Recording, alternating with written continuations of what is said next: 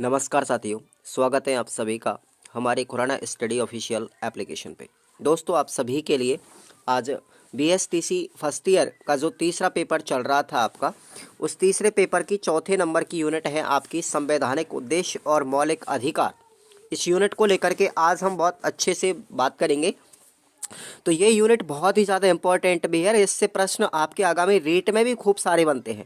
तो इस यूनिट को आप लोग एक बार अच्छे से पढ़ के जाएं और साथ ही साथ आपको वीडियो के डिस्क्रिप्शन बॉक्स में हमारा टेलीग्राम का लिंक दिया गया है साथियों, उसको आप लोग ज़रूर ज्वाइन कर लें, ठीक है। क्योंकि उस टेलीग्राम पर आपको जितने भी बीएसटीसी के विद्यार्थी हैं सबको मैंने जोड़ा है और उसमें आपको अपडेट मिलती रहती है। और प्रश्नों की अब हम बात करते हैं, तो सबसे पहले आते हैं हम प्रश्नों पर। सबसे पहले आपको छोटे प्रश्न पढ़ने हैं, जितने भी सारे छोटे प्रश्न हैं लगभग वो पढ़ने हैं। उसके बाद मैं आपको बड़े प्रश्नों की ओर लेकर जाऊँगा हूँ और जितने अच्छे इंपॉर्टेंट प्रश्न हैं उन सबको आप लोग एक बार बारीकी से निशान लगा लीजिए जो जो मैं आपको बता रहा हूँ, ठीक है। और पढ़ते भी रहिए, रेगुलर क्लास लीजिए, कोई चिंता वाली बात नहीं है। और एप्लीकेशन पर आपको जो कोर्स दिया है उसको भी आप लोग ज्वाइन कर सकते हैं। तो चलिए साथियों, सबसे पहला प्रश्न है कि मौलिक अधिकारों के पालन की गारंटी कौन देता है। तो याद रखना आप लोग, आंसर होगा आपका भारतीय संविधान देता है। मौलिक अधिकारों के पालन की गारंटी, इसका मतलब पालन भी करना और उन अधिकारों की रक्षा भी करने का काम करती है हमारा संविधान। और संविधान किसी भी देश का सर्वोच्च कानून होता है। सर्वोच्च कानून क्या होता है? किसी भी देश का संविधान ही होता है, ठीक है। अगला प्रश्न है हमारा, देखेंगे भारतीय संविधान कब बनाया गया था। तो याद रखना ये बनकर के कब तैयार हुआ था। 26 नवंबर 1949 को हमारा भारतीय संविधान बनकर के तैयार हुआ था और इसको बनाने में 2 वर्ष से 11 माह और 18 दिन का समय लगा था और इसको लागू किया गया था साथियों। अगर हम बात करते हैं, हमारे देश में गणतंत्र दिवस मनाया जाता है 26 जनवरी को और इसी वजह से 26 जनवरी 1950 को हमारा देश का संविधान लागू हुआ था, ये आपको याद रखना है। जबकि बन करके कब तैयार हुआ था? 26 नवंबर 1949 को। याद रखना ये चीज़ दोनों, ये लागू हुआ था, ये यहाँ पर बन के तैयार हुआ था, ठीक है। अगला प्रश्न है, पंथ निरपेक्षता से आप क्या समझते हैं। यानी पंथ निरपेक्षता, आगे भी हम इसकी बात करेंगे कि भारत का कोई भी राज्य धर्म नहीं है, यानी कि पूरा भारत क्या है? धर्मनिरपेक्ष राज्य, यानी बिना धर्म का राज्य। किसी भी राज्य को अपना एक स्वतंत्र धर्म निर्धारित नहीं किया गया है, यही कहलाती है पंथ निरपेक्षता, ठीक है। अगला प्रश्न है आपका, देखेंगे यहाँ पर, शिक्षा के अधिकार के अनुसार राज्य में निःशुल्क शिक्षा का अधिकार कितने वर्ष के बालक बालिकाओं को दिया गया है। तो याद रखना 6 वर्ष से लेकर के 14 वर्ष तक के जो बच्चे और बच्चियां हैं उन सब के लिए आरटीई एक्ट 2009, याद रखना मैं कई बार बता चुका हूँ, आरटीई एक्ट 2009 के अंतर्गत निःशुल्क शिक्षा का अधिकार है और कक्षा 1 से लेकर के 8वीं तक बच्चे को निःशुल्क पढ़ाई कराई जाएगी। और उम्र कितनी होती है? 6 वर्ष से लेकर के 14 वर्ष तक के बच्चे होते हैं जो कक्षा 1 से 8वीं तक फ्री पढ़ते हैं आरटीई एक्ट के अंतर्गत। अब मैं आरटीई एक्ट की थोड़ी सी बात कर लेता हूँ साथियों। आरटीई एक्ट 2009, ठीक है, ये लागू किया गया था पूरे, अगर देश की बात करें, जम्मू कश्मीर राज्य को छोड़ करके अगर पूरे देश की बात करें तो देश में लागू किया गया था 1 अप्रैल 2010 को। डेट याद रखना, रीट के अंदर भी कई बार पूछा गया क्वेश्चन है।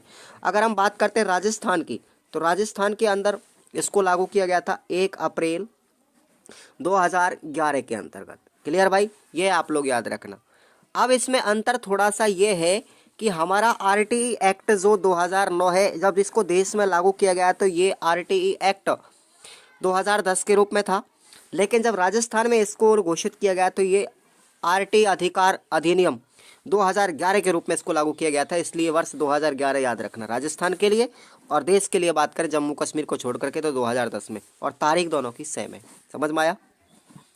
अगला प्रश्न है आपका, देखेंगे 14 वर्ष से कम उम्र के जो बच्चे हैं उनको कारखानों में लगाने या खदानों में काम कराने पर जो अधिकार का हनन हो रहा है वो कौन सा अधिकार है भाई? शोषण के विरुद्ध अधिकार का यहाँ पर हनन हो रहा है। यानी कि जो बच्चों से बाल श्रम करवाया जाता है, यहाँ पर उनके शोषण का विरुद्ध अधिकार है।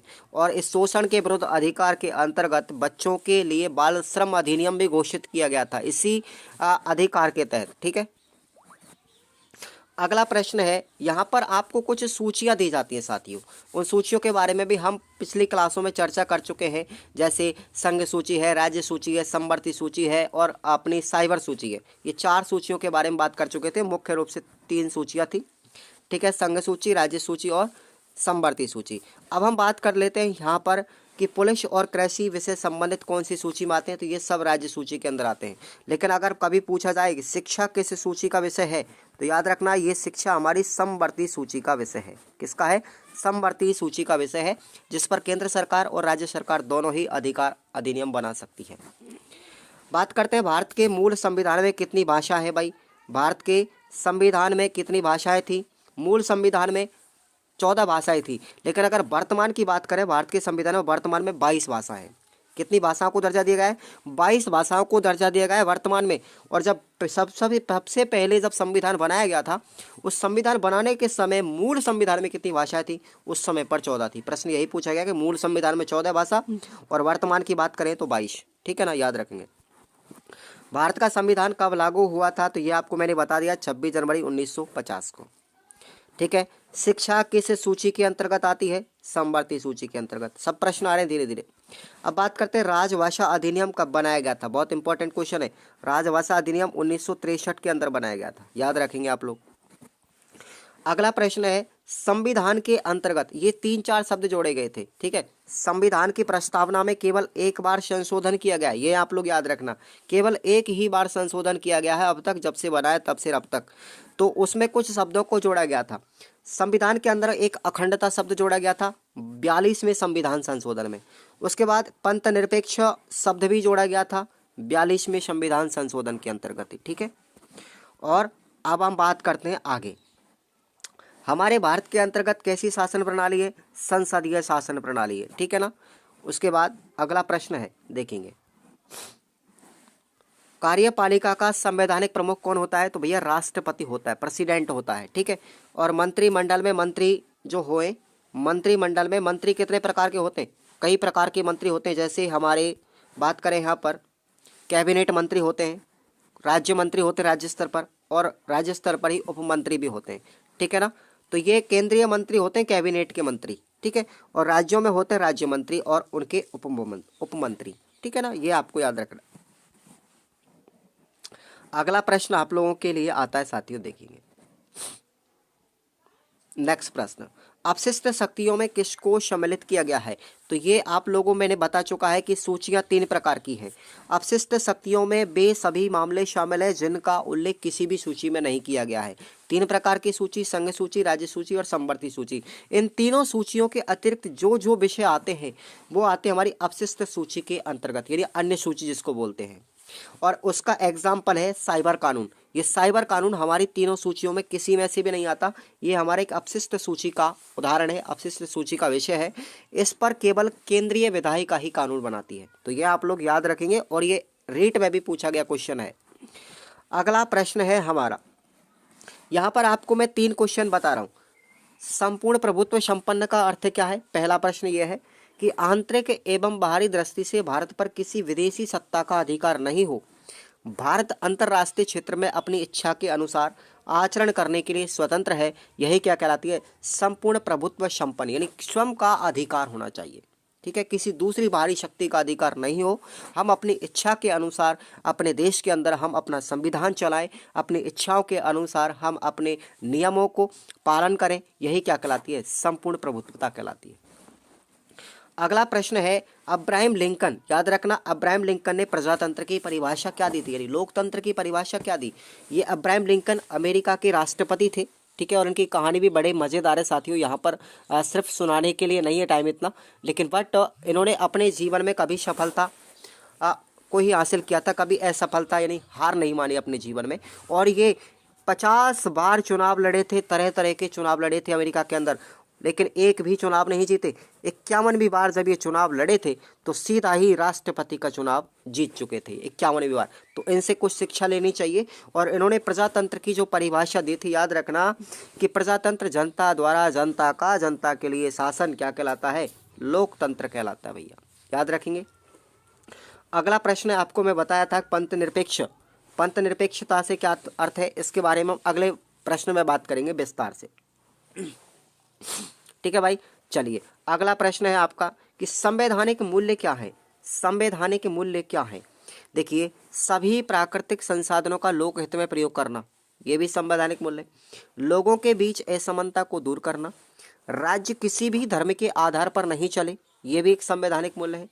कानून के समक्ष सबकी समानता होनी चाहिए और राष्ट्र की एकता बनाए रखना, ये सब क्या हमारे संवैधानिक मूल्य हैं। ठीक है, मौलिक अधिकार यानी मूल अधिकार क्या होते हैं, ये आपको बता देना चाहिए। मौलिक अधिकार कितने हैं आप लोग पता होना चाहिए आपको, ये रेट में भी है मौलिक अधिकार। मौलिक अधिकार वे अधिकार हैं जो नागरिकों को संविधान द्वारा प्रदान है। इनकी रक्षा की गारंटी संविधान देता है और ये अधिकार सभी नागरिकों को बिना भेदभाव के दिए जाते हैं। और याद रखना दोस्तों, मूल अधिकारों की संख्या वर्तमान में कितनी है? 6 है। पहले कितनी थी? 7 थी। पहले 7 थी, लेकिन संपत्ति का जो अधिकार था उसको हटा दिया गया है और अनुच्छेद 310 के तहत ए में इसको रिजर्व कर दिया गया था वहाँ पर। ठीक है ना, और अब वर्तमान में कितने हैं? 6 मौलिक अधिकार है, इनकी हम आगे चर्चा भी करेंगे। ठीक है, रेट में अच्छा टॉपिक है ये। मौलिक अधिकार कौन कौन से हैं? चलिए आ गया प्रश्न आपके। मौलिक अधिकार 6 वर्तमान में। पहला है समता का, दूसरा है स्वतंत्रता का, तीसरा है शोषण के विरुद्ध का अधिकार, धर्म की स्वतंत्रता का अधिकार, पांचवा है शिक्षा एवं संस्कृति का अधिकार और छठवां है संवैधानिक उपचारों का अधिकार।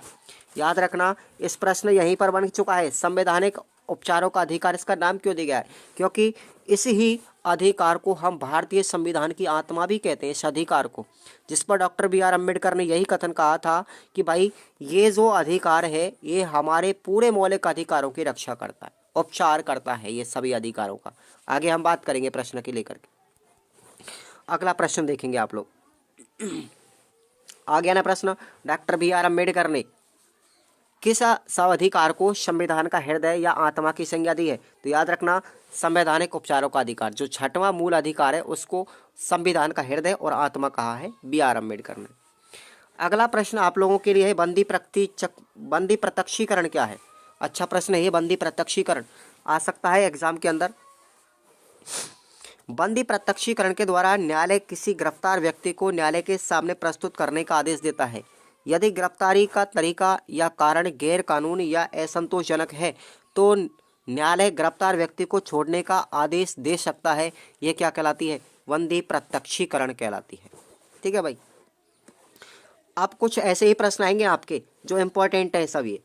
अधिकार परीक्षा क्या है? अधिकार परीक्षा, जब न्यायालय को ऐसा लगे कि कोई व्यक्ति ऐसे पद पर नियुक्त हो गया है जिस पर उसका कोई अधिकार नहीं है, कोई हक नहीं है, तब न्यायालय अधिकार परीक्षा आदेश जारी करके उस पद पर कार्य करने से उस व्यक्ति को रोक सकता है। क्या कहलाता है? अधिकार परीक्षा कहलाती है। ठीक है भाई, अगला प्रश्न देखेंगे। ये 3 पॉइंट बहुत विशेषकर इंपॉर्टेंट है। पहला है परमादेश किसे कहते हैं, दूसरा है प्रतिषेध और तीसरा है उत्प्रेषण। इन तीनों के बारे में याद रखना आप लोग अच्छे से। तो सुनिए भाई, परमादेश किसे कहते हैं? यह आदेश तब जारी किया जाता है जब न्यायालय को लगता है कि कोई सार्वजनिक पदाधिकारी अपने कानूनी और संवैधानिक दायित्व का पालन नहीं कर रहा और इससे किसी व्यक्ति का मौलिक अधिकार प्रभावित हो रहा है, उस स्थिति को हम परमादेश कहते हैं। क्लियर? बात करते हैं प्रतिषेध की। तो प्रतिषेध किसे कहते हैं? जब कोई निचली अदालत अपने अधिकार क्षेत्र का अतिक्रमण करके किसी मुकदमे की सुनवाई करती है तो ऊपर की अदालत यानी उच्च न्यायालय या सर्वोच्च न्यायालय उसे ऐसा करने से रोक देते हैं। ये कि प्रक्रिया क्या कहलाती है? निषेध आदेश जारी करती है। कौन? बड़ी न्यायालय यानी उच्च न्यायालय, उसको निषेध आदेश जारी कर देते हैं। ये क्या कहलाता है? प्रतिषेध कहलाता है। ठीक है, अगला है अपना उत्प्रेषण। उत्प्रेषण क्या है? कि जब कोई निचली अदालत या सरकारी अधिकारी बिना अधिकार के कोई काम करता है तो ऊपर की अदालत उसके समक्ष विचार अधीन मामले को लेकर के उत्प्रेषण द्वारा ऊपर की अदालत या अधिकारी को क्या कर सकती है?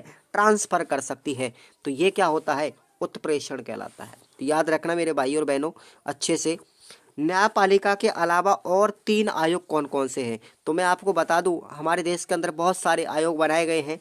जैसे न्यायपालिका तो है ही, राष्ट्रीय अल्पसंख्यक आयोग भी है, राष्ट्रीय महिला आयोग भी है, राष्ट्रीय अनुसूचित आयोग भी है और राष्ट्रीय मानवाधिकार आयोग भी है। बहुत सारे आयोग हैं, लेकिन उनमें से आपको कुछ के नाम याद रखने हैं, जैसे मैंने आपको यहाँ बताए हैं। आगे बात करते हैं। देखिए, भारतीय संविधान में संघ में 3 सूची मैंने आपको बताई थी, संघ सूची, राज्य सूची, समवर्ती सूची। एनसीईआरटी का पूरा नाम national council for education research and training, यानी राष्ट्रीय शैक्षिक अनुसंधान एवं प्रशिक्षण परिषद, ये इसका पूरा नाम है। अगर पूछा जाए सीबीएसई का पूरा नाम तो याद रखना central board of secondary education, यानी केंद्रीय माध्यमिक शिक्षा बोर्ड। अगला प्रश्न आप लोगों के लिए, देखिए आ गया ना, अपने आप ही आ गया। मूल संविधान में कितनी भाषाएं थी? 14 थी, लेकिन अब वर्तमान में कितनी है? 22 भाषाओं को दर्जा दिया गया है। और याद रखना, भाषा का दर्जा कौन सी अनुसूची में दिया जाता है? 8वीं अनुसूची के अंदर दिया जाता है। याद रख लेना इसको, 8वीं अनुसूची में भाषाओं का दर्जा दिया जाता है, क्योंकि हमारे संविधान में कुल 12 सूचियाँ हैं, उनमें से 8वीं नंबर की जो सूची है वो भाषाओं के संदर्भ में बात करती है। क्लियर? अगला प्रश्न है, अब आते हैं हम थोड़े बड़े प्रश्नों की तरफ। संविधान क्या है, यानी संविधान को बनाने के उद्देश्य क्या है भाई? तो याद रखना, ये प्रश्न अच्छा है और 2 बार भी पूछा गया है। संविधान किसी देश का सर्वोच्च कानून है जिसके आधार पर वह वहाँ की शासन प्रणाली स्थापित होती है और जिसके द्वारा निर्दिष्ट उद्देश्यों की प्राप्ति के लिए देश का शासन व नागरिक कार्य करते हैं। अतः संविधान दोहरी भूमिका निभाता है। वह किसी राष्ट्र के सामने कुछ सामूहिक उद्देश्य भी निर्धारित करता है और साथ ही साथ उनकी प्राप्ति के लिए प्रयास कैसे किया जाएगा यह भी निर्धारित करता है। संविधान में उन बुनियादी कानूनों को समावेशित किया जाता है जिससे नागरिकों की अधिकार, शासन प्रणाली, कानून बनाने और उनको लागू करने के तरीके, ये सब संविधान को बदलने के तरीके सब निर्धारित करता है। इसके अतिरिक्त सर्वाधिक महत्वपूर्ण यह तथ्य है कि संविधान को उन मूल्यों और उद्देश्यों का प्रतिपादन होता है जिनके आधार पर राष्ट्र के नागरिकों व शासन को काम करना पड़ता है। ये तो हुआ हमारा संविधान क्या है। बात करते हैं इसके उद्देश्यों की। तो देखिए, भारत को एक गणराज्य के रूप में स्थापित करना पहला उद्देश्य। भारत के लोगों को न्याय, स्वतंत्रता, समता, बंधुता प्राप्त करने और उनको बढ़ावा देने के लिए कैसा गणराज्य, कैसी न्याय व्यवस्था है, कैसी स्वतंत्रता है, कैसी बंधुता है, यह सब उद्देशिका के अंतर्गत संविधान में बताया गया है। ठीक है ना? चलिए, अगला प्रश्न है आपका। नेक्स्ट देखिए, पंथ निरपेक्ष शब्द का अर्थ क्या है? ये मैंने अभी आपको बताया था, ऊपर ही पढ़ा दिया है मैंने। ठीक है ना? अब देखते हैं समाजवादी व्यवस्था से क्या तात्पर्य है। समाजवादी व्यवस्था क्या कहलाती है? देश की प्राकृतिक संपदा देश के सभी निवासियों की साझी संपदा है। साथ ही सांस्कृतिक और आर्थिक संपदा भी लोगों के सामूहिक प्रयास से पैदा होती है। अतः इन सब का उपयोग किसी निजी व्यक्ति या समूह की भलाई के लिए नहीं है, बल्कि पूरे समाज की भलाई के लिए होना चाहिए। समाजवाद का आदर्श सारी संपदाओं का साझा उपयोग और समाज के उत्पादन का समान विवरण है। ठीक है ना? अब हम बात करते हैं यहाँ पर, अगला प्रश्न है अपना कि बंधुता से क्या तात्पर्य है। बंधुता क्या है भाई?